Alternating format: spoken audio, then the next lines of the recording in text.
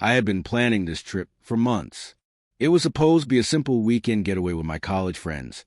Just laughter, cocktails, and the kind of freedom that only comes when you leave responsibilities behind. But ever since I told Mark, my husband of 10 years, about it, tension had filled our home like an unwelcome guest. "You don't need to go," he said the night I mentioned it, his voice calm but firm. "You're not going to have fun, and honestly, I don't feel comfortable with it." I froze. I had expected resistance. Mark was protective, but this was different. It wasn't a casual objection. It was a refusal. My heart thumped with disbelief. "I've been looking forward to this for months, Mark. Why are you trying to control it?"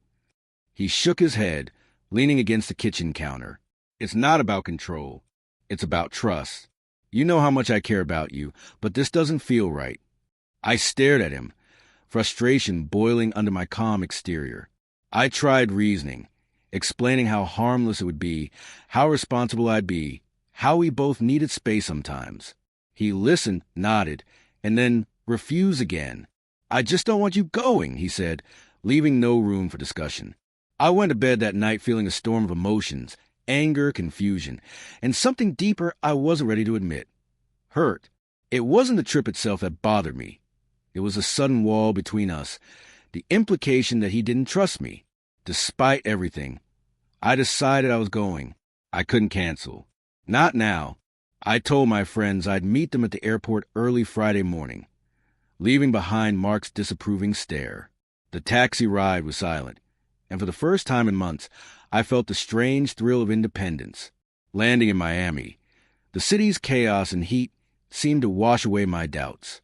Laughter bubbled up the moment I saw my friends waiting at the terminal. Bright smiles and teasing hellos easing the tension that had followed me like a shadow.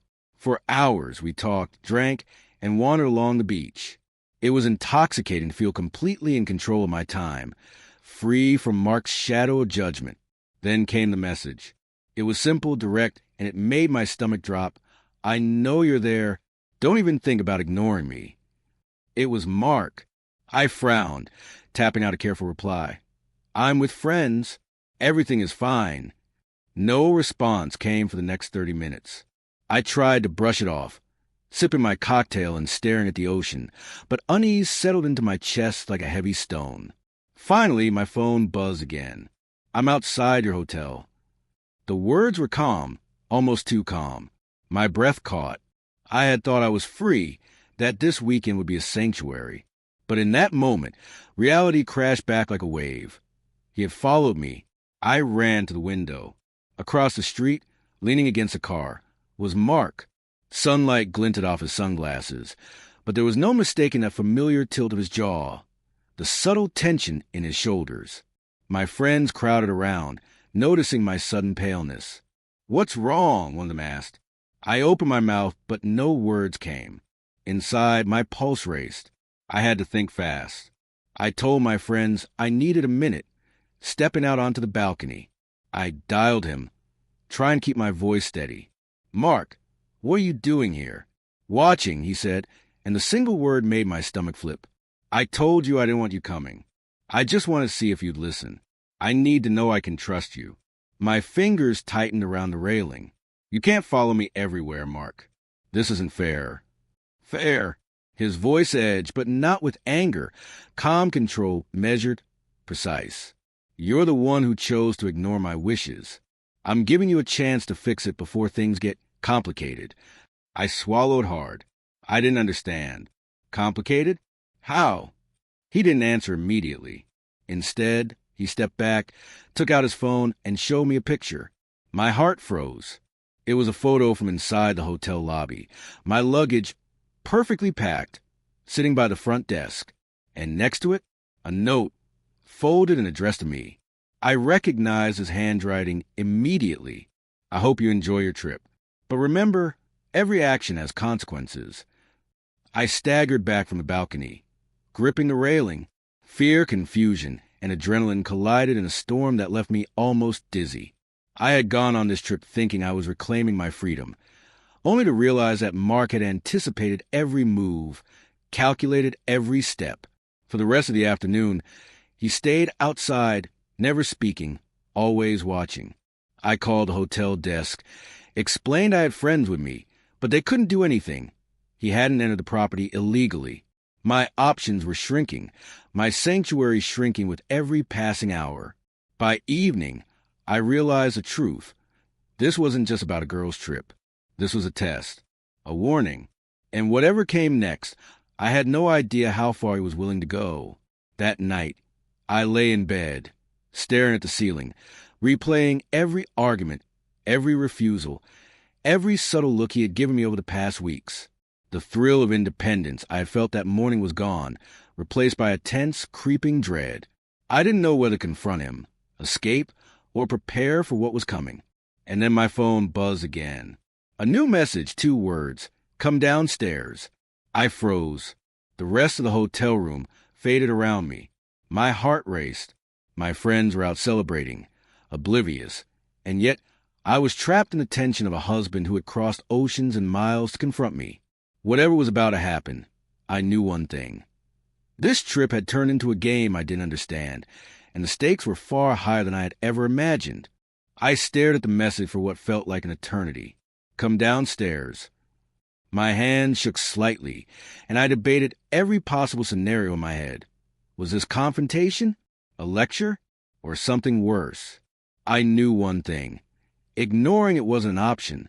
I slipped out of bed, careful not to wake my friends, and tiptoed to the elevator. The lobby was dimly lit, quiet except for the faint hum of air conditioning. My pulse raced as I descended, each floor taking longer than the last. When the elevator doors opened, I froze. Mark was standing there. No car, no phone in hand, just him, but the look on his face wasn't anger. It was controlled, precise, unreadable. His eyes locked onto mine. I could feel the weight of every unspoken word between us. "You shouldn't have come," he said quietly, almost a whisper, but it cut through the stillness of the lobby like a knife. "I didn't have a choice," I replied, trying to keep my voice steady. "I needed this weekend. I needed space." He nodded, stepping closer, his presence filling the entire room. "I know. That's why I came. To show you there are consequences, but also to see what you would do when faced with them." I swallowed hard. "Consequences? Mark, this isn't a game. You follow me across state lines." He didn't flinch. "I needed to know if I could trust you. I needed to know if this marriage, if we were still worth it." I stepped back instinctively, my heart pounding. "And what did you find out?" Mark paused, as if weighing his next words carefully. Then he reached into his pocket and handed me an envelope. My hands trembled as I took it. Inside was a small stack of photos. My first instinct was horror, but the content made my stomach drop in a completely unexpected way. They were pictures of me, not from a distance, but candid shots from earlier in the day, laughing, enjoying myself, carefree. Nothing inappropriate, nothing compromising. "I wanted to see if you'd slip, if you'd betray me," he said softly, "to see if you valued our marriage enough to respect my request, even when you disagreed." And he hesitated. "I think I finally understand." I blinked, unable to form words. "You didn't slip," he continued. "You went on the trip. You had fun. But you didn't cross a line. And now I see that you need space just like I do." A shiver ran through me. The tension that had coiled tight inside me for the last 24 hours began to loosen. I was furious, yes, but there was also relief. He wasn't punishing me. He wasn't accusing me of betrayal. He was testing me, and in some strange way, respecting me. "Mark," I whispered, feeling the raw honesty of the moment, "you scare me half to death." He allowed a small, tight smile.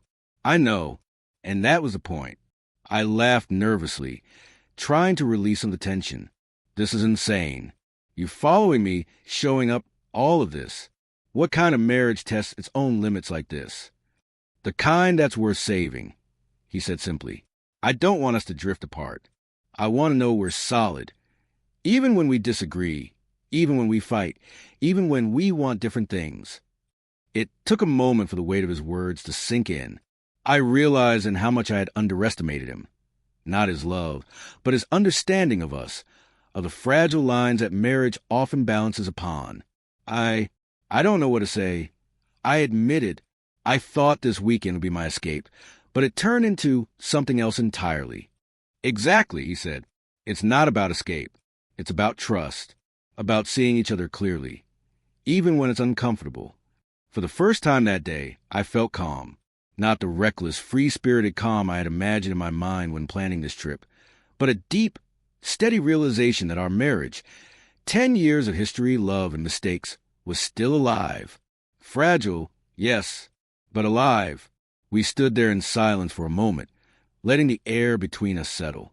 I realized that this weekend, which had started as a rebellion against his wishes, had actually forced both of us to confront truths we had avoided for years. Fears, insecurities, and the silent walls we had built between us.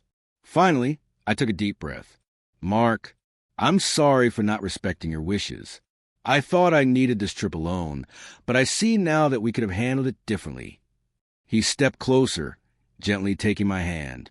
And I'm sorry for trying to control you.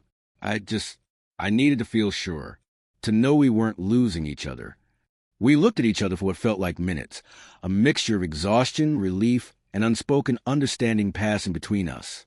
No shouting, no tears, just quiet recognition of what it meant to truly see one another, flaws and all.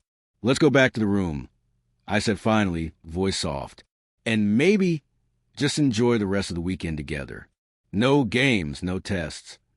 Mark smiled, a real smile this time, one that reaches eyes. Agreed. No tests, just us. As we walked back to the hotel, hand in hand, I felt a strange mixture of thrill and peace.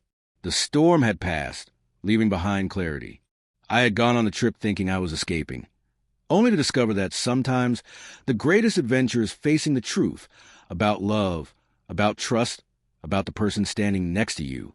And in that moment, I realized something. Marriage isn't about freedom or control. It's about understanding the boundaries that protect it and the courage to confront fear together. For the first time in a long while, I felt seen, and that was worth more than any weekend getaway.